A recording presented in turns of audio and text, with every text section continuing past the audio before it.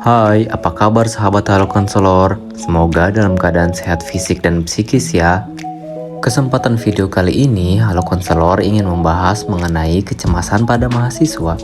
Apakah Anda memiliki anak, keponakan, atau adik seorang pelajar atau mahasiswa? Jika iya, simak video ini sampai habis ya. Tahukah Anda mengapa mahasiswa sangat rentan mengalami kecemasan? Kecemasan yang dimaksud pada video ini adalah kecemasan yang sudah mengganggu aktivitas harian mereka sebagai mahasiswa ataupun sudah mengganggu teman-teman di lingkungan mereka. Kecemasan menjadi salah satu isu mental yang sering dialami oleh mahasiswa. Menurut berbagai penelitian, mahasiswa lebih rentan mengalami kecemasan dibandingkan kelompok usia lainnya. Berbagai tuntutan akademik, sosial, dan emosional menjadi faktor utama yang memicu kecemasan. Pada video kali ini, saya akan membahas berbagai alasan mengapa mahasiswa sangat rentan terhadap kecemasan. Yang pertama, tuntutan akademik yang tinggi.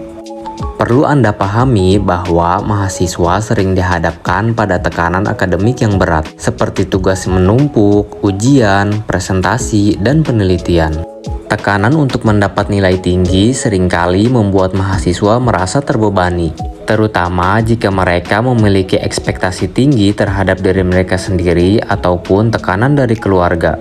Itulah sebabnya ketika mahasiswa tidak dapat memenuhi standar ini dapat memicu rasa cemas. Beberapa konseli yang datang untuk konseling pada Halo Konselor yang disebabkan faktor kecemasan dengan tuntutan akademik yang tinggi biasanya berasal dari jurusan-jurusan seperti teknik maupun kedokteran. Selain itu, ada beberapa dari jurusan lain yang mengatakan merasa salah jurusan saat kuliah. Jadi merasa berat menjalani setiap tantangan di kampus. Yang kedua adalah perubahan lingkungan hidup. Tahukah Anda, bagi banyak mahasiswa, masa perkuliahan adalah masa pertama kalinya mereka hidup jauh dari keluarga. Mahasiswa biasanya tinggal berbeda kota dengan kedua orang tua dan memilih tinggal di kamar kos. Perubahan ini bisa menjadi tantangan besar terutama dalam hal adaptasi dengan lingkungan baru, budaya kampus, dan cara hidup yang berbeda. Perasaan kesepian dan kehilangan dukungan emosional dari keluarga dapat memperburuk kecemasan. Yang ketiga adalah tentang finansial. Tahukah Anda bahwa masalah keuangan adalah salah satu faktor stres utama bagi mahasiswa? Beban keuangan ini sering terjadi kepada mahasiswa yang tinggal di rumah kos atau berjauhan dengan orang tua. Mereka dituntut piawai untuk mengatur keuangan dari orang tua untuk membayar segala kebutuhan selama belajar. Terdapat juga kebutuhan tak terduga yang seringkali datang. Masalah ini juga dapat memperburuk kecemasan pada mahasiswa. Yang keempat adalah tekanan sosial. Mahasiswa seringkali merasa harus menyesuaikan diri dengan harapan sosial di lingkungan kampus. Pada fase ini, seseorang cenderung ingin mendapatkan validasi dari lingkungannya. Tekanan untuk memiliki banyak teman, terlibat dalam kegiatan organisasi, atau mempertahankan citra tertentu di media sosial dapat menyebabkan kecemasan sosial. Ketakutan akan penolakan atau kegagalan sosial seringkali menjadi penyebab utama dari kecemasan ini.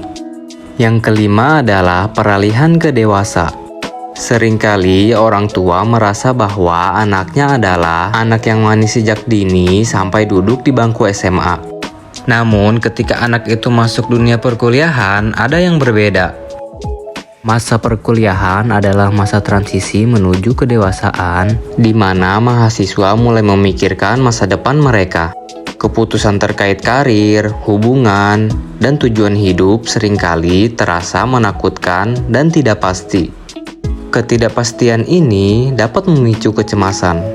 Keenam adalah kurangnya pemahaman dan dukungan terhadap kesehatan mental.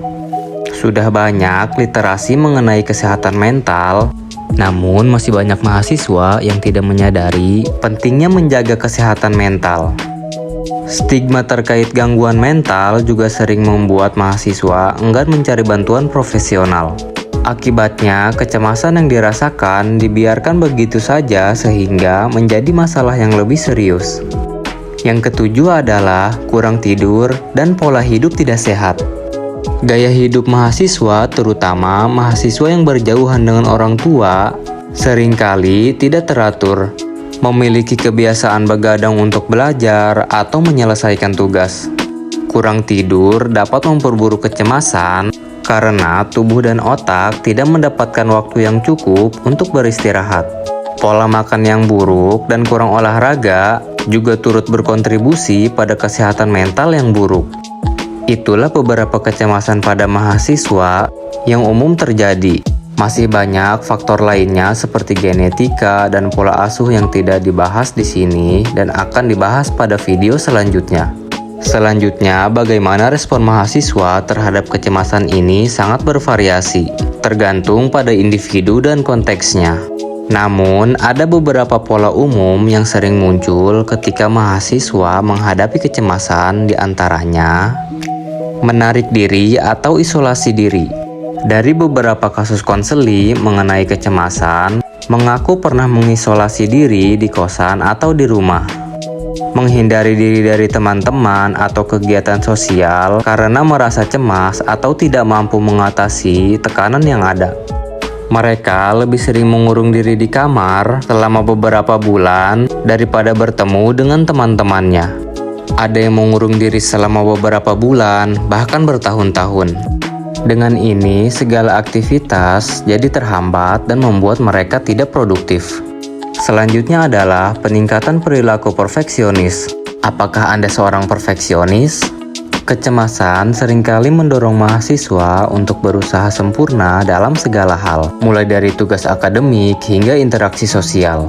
Hal ini bisa membuat mereka terjebak dalam siklus stres yang berkelanjutan karena mereka tidak pernah merasa cukup baik.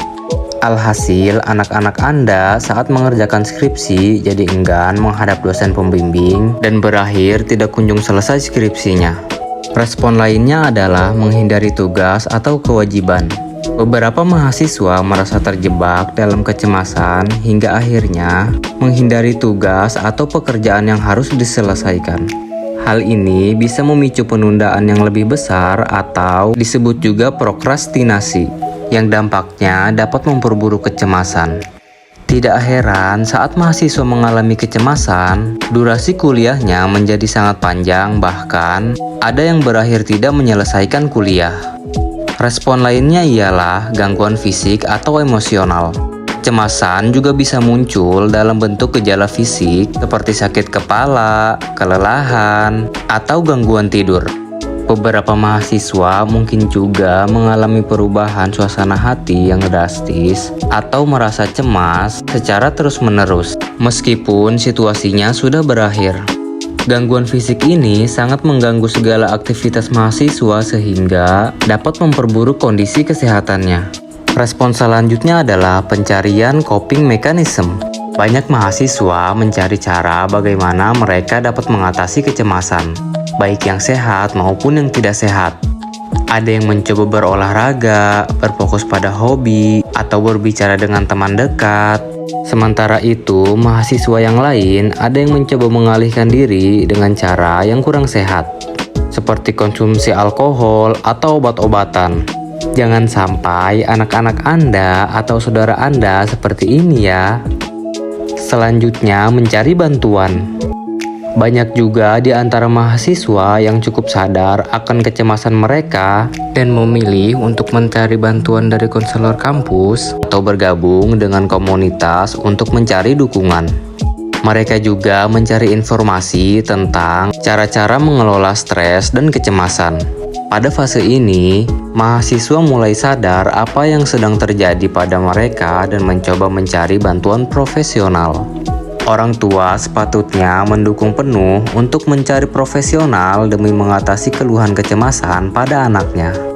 Siapapun Anda yang sedang mendengarkan penjelasan ini, baik itu orang tua, kakak, om dan tante yang ingin mengkonsultasikan mengenai kecemasan, segera klik layanan kami melalui situs www.halokonselor.id. Raih kebahagiaan Anda bersama Halo Konselor.